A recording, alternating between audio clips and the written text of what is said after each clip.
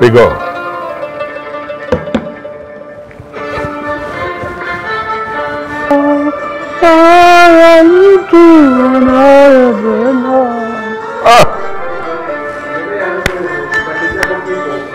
Wewe rekodi tu.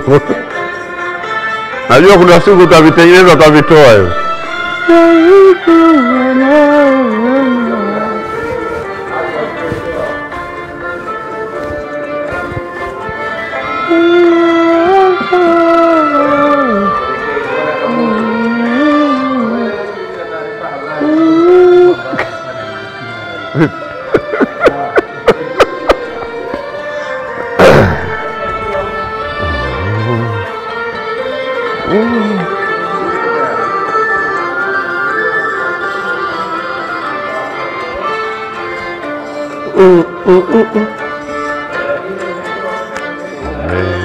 Nionyesha raha ya mtu anayepewa.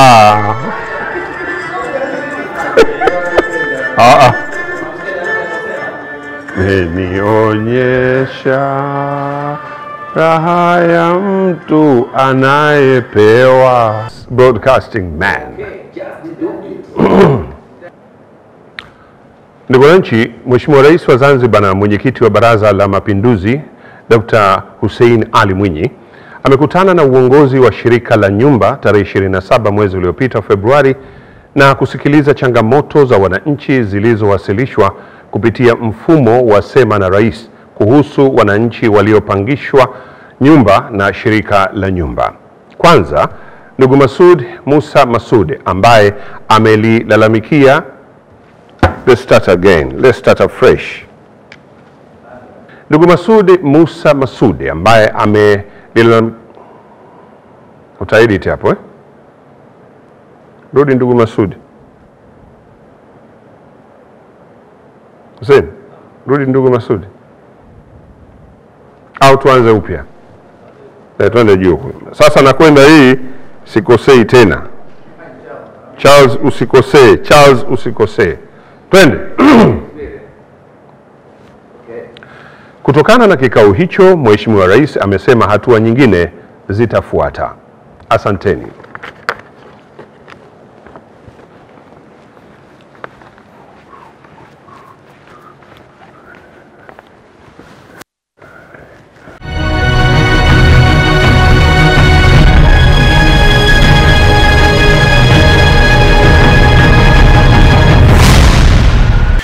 Kumejitokeza mtindo wa baadhi ya watu ambao sio waaminifu kutumia vibaya jina la Mheshimiwa Rais au ofisi ya Rais Ikulu kwa lengo la kupata huduma, vifaa au usaidizi kwa watu au taasisi zinazotoa huduma hizo.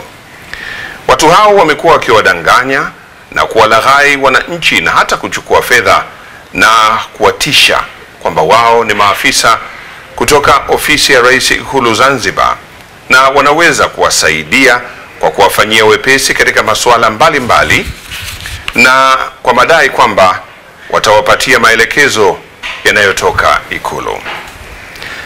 Kwa hivyo, ofisi ya Rais Ikulu Zanzibar inawaonya watu hao kwamba yeyote atakayeendelea kulitumia jina hili vibaya atafikishwa katika vyombo vya sheria.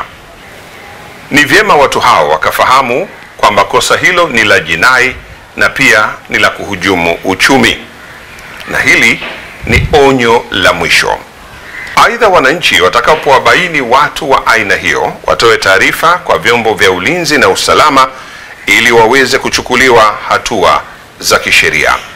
Taarifa hii imetolewa na Idara ya Mawasiliano, Afisi ya Rais Ikulu Zanzibar.